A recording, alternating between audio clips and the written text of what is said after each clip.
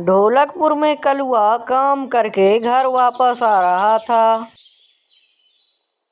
तभी उसे रास्ते में एक कुर्सी नजर आता है।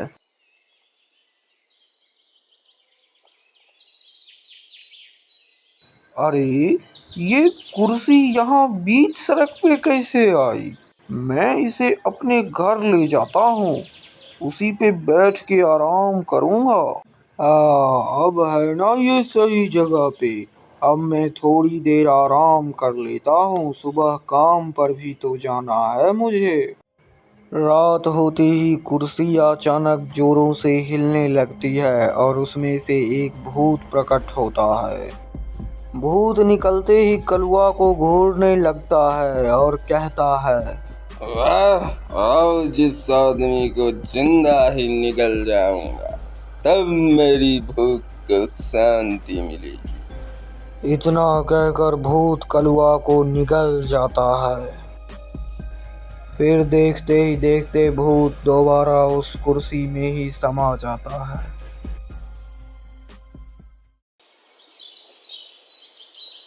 देखते ही देखते सुबह हो जाती है और रमुआ कलुआ को ढूंढता ढूंढता उसके घर पहुंच जाता है।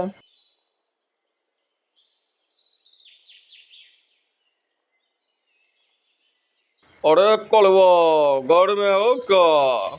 तुम बाहर आओ, नहीं तो मैं अंदर आ रहा हूँ। इतना कहकर रमुआ कलुआ के घर में आ जाता है।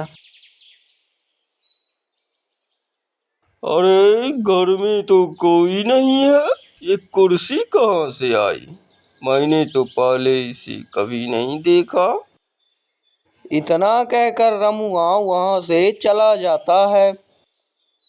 अरे गोलू, तुमने कलवा को कहीं देखा क्या? सुबह से मिल नहीं रहा है। और देखो ना, इसके घर में भी कोई नहीं है, दरवाजा भी खुला है। अरे नहीं नहीं, मैंने भी कलुआ को कहीं नहीं देखा। मैं भी उसे ही ढूंढ रहा था। वे दोनों उधर बातें कर रहे थे और कुर्सी धीरे धीरे वहां से गायब होकर एक सड़क पे प्रकट होती है। तभी श्याम उधर से आ रहा था। उसने कुर्सी को देखा और बोला, अरे अरे, ये कुर्सी यहाँ बीच सड़क पे कैसे आ गई? मैंने तो पहले इसे नहीं देखा। चलो, मैं इसे अपने घर ले जाता हूँ। श्याम उस कुर्सी को लेकर रमुआ के आगे से जैसे ही निकलता है, रमुआ उस कुर्सी को पहचान लेता है और कहता है, अरे, ये कुर्सी तो कलवा के घर में थी, ये श्याम के पास कैसे आ गई? मुझे तो इस कुर्सी में कुछ गड़बड़ लगता है। इतना सोचकर रामू श्याम के पीछे चल देता है और उसके घर तक पहुंच जाता है और खिड़की से झांकने लगता है।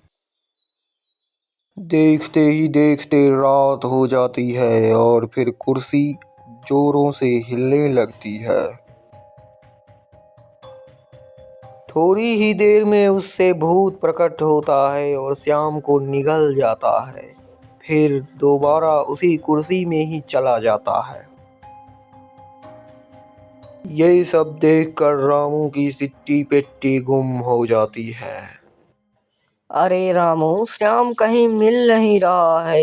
पता नहीं सुबह से कहाँ गया है। कल वह उसी कुर्सी को लेकर के अपने घर जा रहा था। अरे, जानते हो कल क्या हुआ? उस कुर्सी से एक भूत निकला और वह श्याम को खा गया। मैं उसके खिड़की से छुप कर देख रहा था, शायद वही भूत कलवा को भी खा गया होगा। अरे, ऐसे में तो ये भूत हम सबको खा जाएगा। चलो, इसका उपाय पंडित जी से पूछते हैं। इतना कहकर वे दोनों पोंगा पंडित के पास जाने लगते हैं।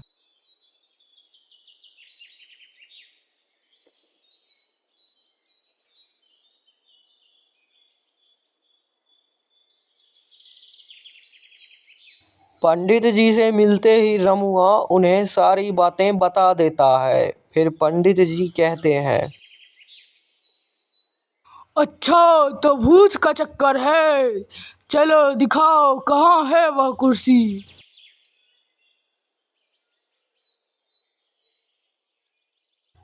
हम दोनों यही रुकते हैं, तुम जाओ और वो कुर्सी को उठा के लेके आओ। पंडित जी के इतना कहते ही रमुआ उस कुर्सी को लेने चला जाता है। रमुआ कुर्सी लाकर रख देता है और पंडित जी के हाथ में मशाल थी। मशाल को पंडित जी कुर्सी पर फेंक देते हैं। भूत और कुर्सी दोनों जल के राख हो जाती है।